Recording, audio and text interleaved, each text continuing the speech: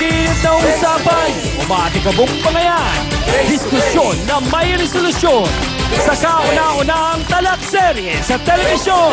Face to face now with Miss Amy Perez. Happy morning sa lahat ng mga kasausawa natin worldwide. Handa na po ba tayo sa talakan? Saan ba kayo? Sa Bulao, sa Budek? Esa Ocrayan, ready na rin ba?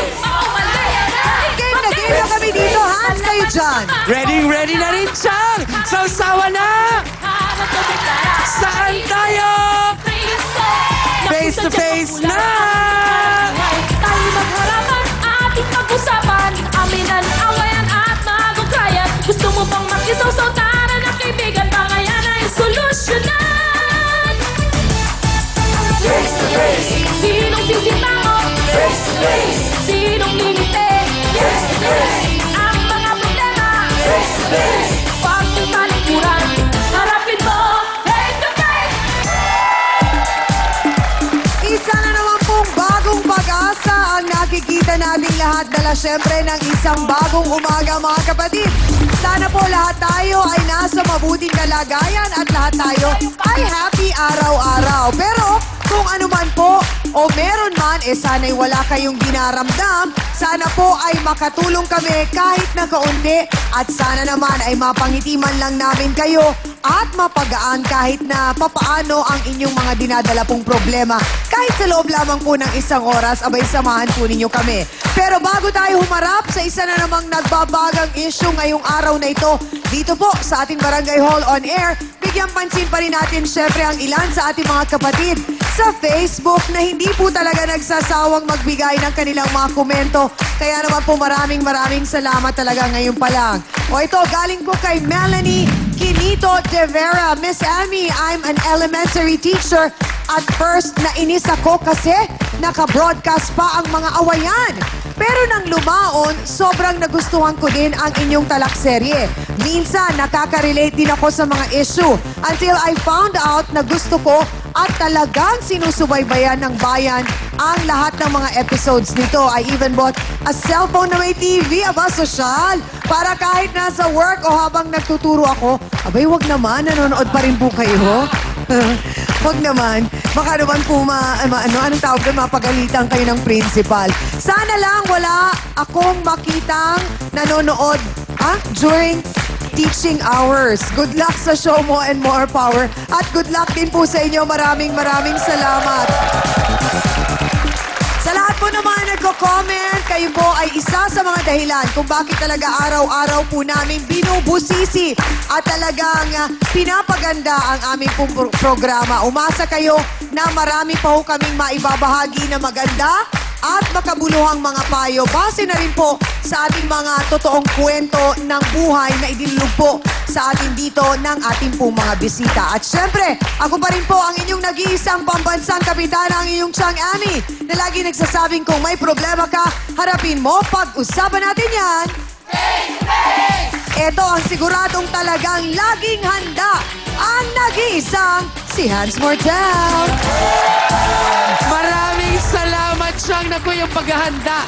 Natutunan ko sa iyo yan. Araw-araw ba naman kitang kasama. Nakikita ko kung gaano ka kahanda sa mga maaaring mangyari sa ating programa. Pero alam mo bang, hindi ako nag-worry para sa iyo at para sa akin dahil alam kong meron tayong tatlong kakampi na talagang sinusubukang solusyonan ang mga problema ng ating mga bisita. O kayo, kilala niyo na kung sino sila, hindi ba? Ang Trio Tagapayo! Nako, etong tatlong to kung talagang kakampi mo, parang mas madali talaga ang buhay. Unahin ko na po ang ating legal expert. Siya ang tagapagpaliwanag na baka minsan ang ating mga ikinikilos, abay, nako, hindi na pala naaayon sa batas ng ating lipunan, hindi ba? Wala pong iba kundi si Attorney Benedicto Acosta Jr. Ang ikalawa naman nating tagapayo, abay, ang sarap ding kakampi dahil napakasarap mag-alaga. Maming-mami ika nga. Nako, dahil talagang eto, expert mother at bukod doon, family counselor din po ng ating programa, Dr. Camille Garcia. Ang ikatlo nating tagapayo, ang sarap namang maging gabay. Gabay sa pamumuhay ng tama. At siya po ang nagtuturo ng gintong aral at sa mga isinasaad sa banal na kasulatan. Ang atin pong spiritual advisor, Father Sunny Merida. O hindi ba? Kung yan naman ang araw-araw niyong kasama, abay talagang mas happy ang buhay. Kaya lang siyang balita ko, may mga malungkot na naman tayong mga bisita. Nako, hindi lang malungkot, abay umuusok pa sa galit itong si Mang Amado. Dahil nga hindi niya kursunada ang kaibigan ng anak niyang si Lea. Ano nga ba ang dahilan? Ito po ang ating face-to-face issue of the day. Paano nga ba ang maging ama? Gusto talaga ako sa aking mga anak dahil ayaw ko na ang mga anak ko ay mapariwara. Dahil ang gusto ko na sila ay nandoon sa loob ng bahay pagdating ng last 10 ng gabi. Si Lea, Swile, sa akin. Kahit anong pangaral ko sa kanya, ang gusto niya, ang sa kanya ang susunod. Gaano naman kahirap maging isang anak? Masama lang loob ko sa tatay ko kasi tingin niya sa akin. Tanga.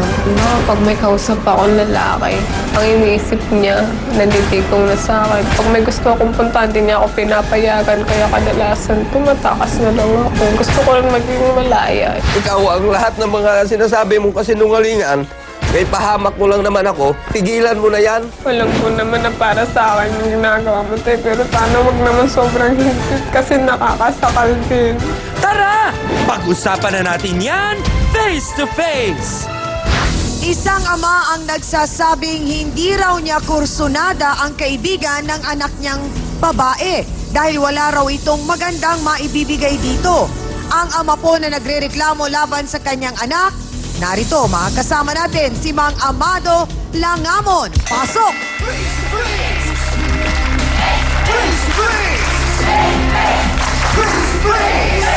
Magandang umaga po, Mang Amado.